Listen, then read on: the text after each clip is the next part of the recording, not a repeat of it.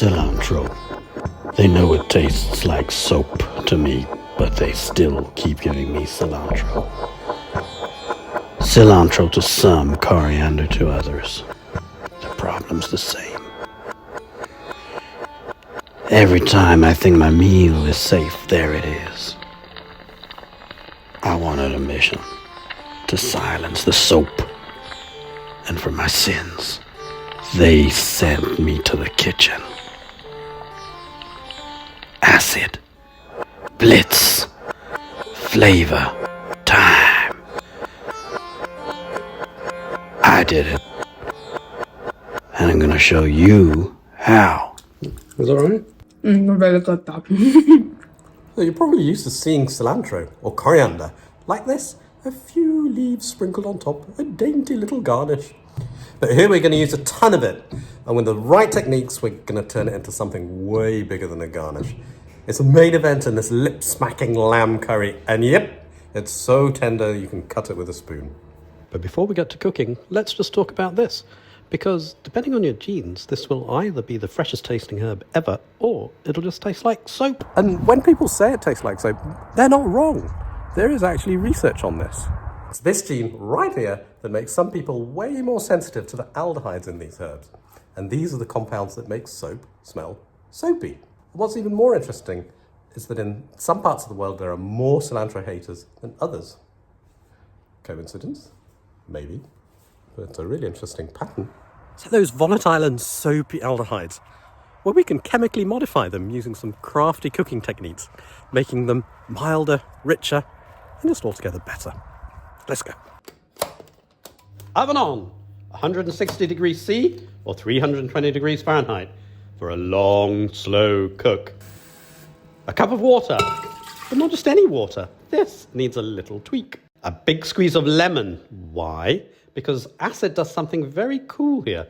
It protonates the water.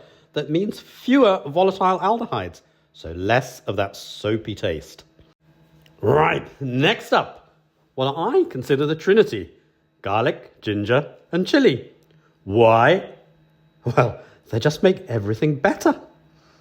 And this, a ton of coriander. 137 grams. No delicate sprinkling here. First, lemon juice into the blender. Release the protons! And rein in those volatile aldehydes. Now, time for the fresh stuff. First up, coriander, cilantro, stems and all, because that's where so much of the flavour is. Then garlic, well, because everything's better with garlic. Next, a chili or two. And yes, you could de-seed these, but why would you want to bother? Chop them up roughly, chuck them in. Then take a good thumb-sized knob of zingy ginger. Take the skin off, chop it up, chuck it in.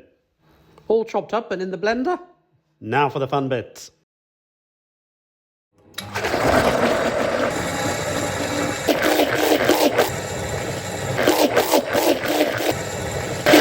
Now what we've got here isn't just a wonderfully fragrant mashup of aromatics. It's an active biochemical cocktail.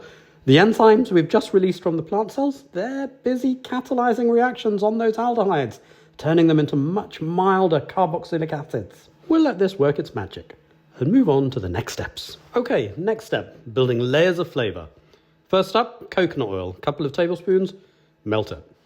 Fennel seeds, about a tablespoon. Just a few seconds in the hot oil wakes them up. Big, bold flavour. Next, onion. These are going to cook down and bring in some deep sweetness. Take your time here. Not too fierce a heat. You want gentle caramelization. Then the star of the show. 500 grams of lamb. I've got lamb shoulder here, which is quite a fatty cut, and fat equals flavour. And we want all of that in the pan. Take your time browning the lamb. 5 to 10 minutes. There's no rush here. In goes the lovely sauce we made earlier, which has been working its magic in the background. Rinse out the jug with some water and add that. You want all of that good stuff. A few more layers.